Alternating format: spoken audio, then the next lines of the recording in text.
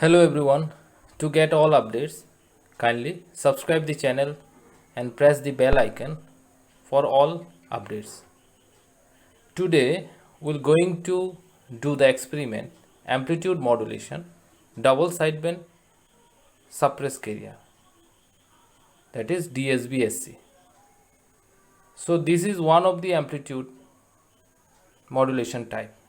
Here it has two sideband and the carrier is suppressed. But in amplitude modulation, that is double sideband transmitted carrier, the carrier as well as both the sideband has to be transmitted. After that, an upgradation has been introduced, that is double sideband suppressed carrier.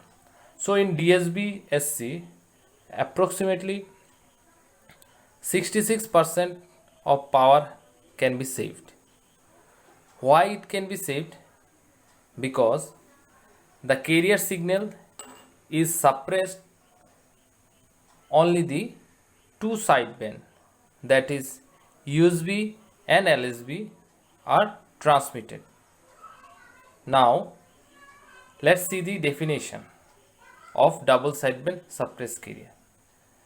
If the carrier component of the AM is suppressed and only the two sideband are transmitted, so this modulation is known as DSB-SC. Here the carrier part, or that is the carrier component, is suppressed, only the two sideband, that is USB upper sideband and LSB lower sideband, are transmitted. That's why it is known as double sideband suppressed carrier. Next, let's see elaborately by the equation. First, let's assume the modulating signal or the message signal, or we can call as baseband signal, is m of t is equal to am cos 2 pi fm of t. So here am is the amplitude of the message signal and fm is the modulating signal, message signal frequency, and the carrier signal is denoted as c of t is equal to ac cos 2 pi fct. So here ac is the amplitude of the carrier signal and fc is the carrier frequency. So finally we got the equation here, that is the s of t. So this equation is for amplitude modulation. So here we have ac cos 2 pi fc of t plus ac mu by 2 cos 2 pi fc plus fm of t plus ac mu by 2 cos 2 pi fc minus fm of t. So here three components are there. So first component is the called as carrier component, second is the upper sideband component, and the third one is the lower sideband component. So this is the equation for amplitude modulation, or we can call as double sideband transmitted carrier. Now in double sideband suppressed carrier, we will suppress the first component, that is the carrier component. So we will remove this first component ac cos 2 pi fc of t, and we will keep the remaining two component, that is USB and the LSB. So the main advantage of this double sideband suppressed carrier is we can save up to 66% of power. So now let's start the experiment. So here today we're going to do about the double sideband suppressed carrier. So in this experiment we have the main kit, that is the master unit. Okay, master unit, we are providing frequency, then voltage supply, then other signal we can provide from this master unit, and this is the panel which is used for getting the experiment for amplitude modulation. So from this, with this panel we can do different kinds of amplitude modulation experiments. So today we will going to do the experiment of amplitude modulation of double sideband suppressed carrier.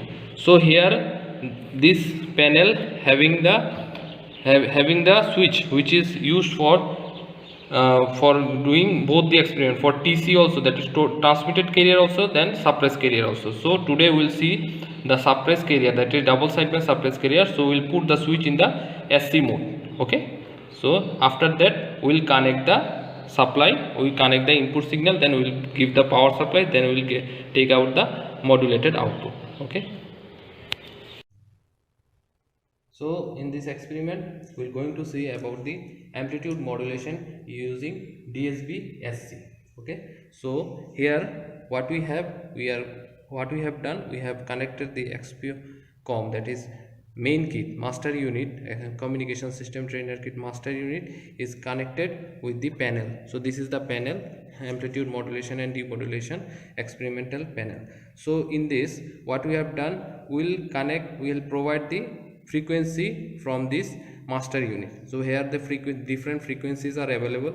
So we'll give the audio signal, then we'll give the carrier frequency signal, then we have connected the signal. So parallelly we have connected with the power supply. So we have three connection of power supply. One is plus 12 volt, one is minus 12 volt, and one is ground. Okay, so we have already connected the we have already inputted the frequency, audio frequency. So this is the frequency we have connected here. So frequency has been connected here. So in the oscilloscope we can see the frequency also. So this is the frequency. So we have adjusted the frequency of 1 kilohertz and the amplitude is 1.5 volt. Next we have connected the carrier signal. So carrier signal we have given as 600 kilohertz. So this is 600 kilohertz frequency we have adjusted, and the voltage is peak to peak voltage is 1.5 volt. So after that we have connected here. So this is the modulator, then we have the output of the modulator, that is the DSB-SC signal we will be getting here. So see, we are getting the DSB-SC signal. So for that there is a switch here. So that is the switch of TC and SC. So for double sideband TC modulator, that is transmitted carrier modulator, we have put the switch in the left side, that is TC mode. Now we are doing for DSB SC modulator, so we are putting the switch in SC mode in the right side. Now we will see the output. So this is the output. So we have to see the output by adjusting the CRO.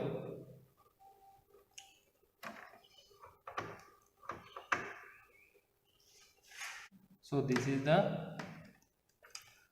the output, that is double sideband suppressed carrier. Okay, so what we have seen just now, we have seen about the modulation of double sideband suppressed carrier. Now we have connected connected for the demodulation of double sideband suppressed carrier. So for that what we have done, the connection will be same for modulation. So after modulation, the point where we are getting the output, that is in the point number 11, socket number 11, so that is connected to the demodulator part.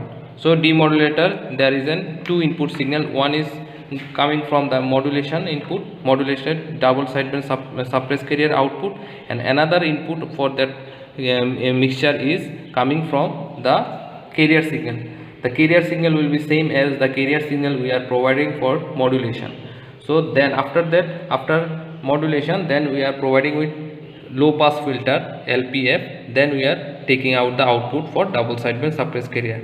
So in the point number, socket number 15. So now we are connecting point 15, socket number 15. So we are getting this output. So output we are getting nearly approximately 1 kilohertz. So in practically we are getting 996 kilohertz. Okay, and then the amplitude is near about 1.5 1.6 or 1.7 voltage, 7 volt peak to peak. Okay, so this is the demodulation of double sidewell suppressed carrier.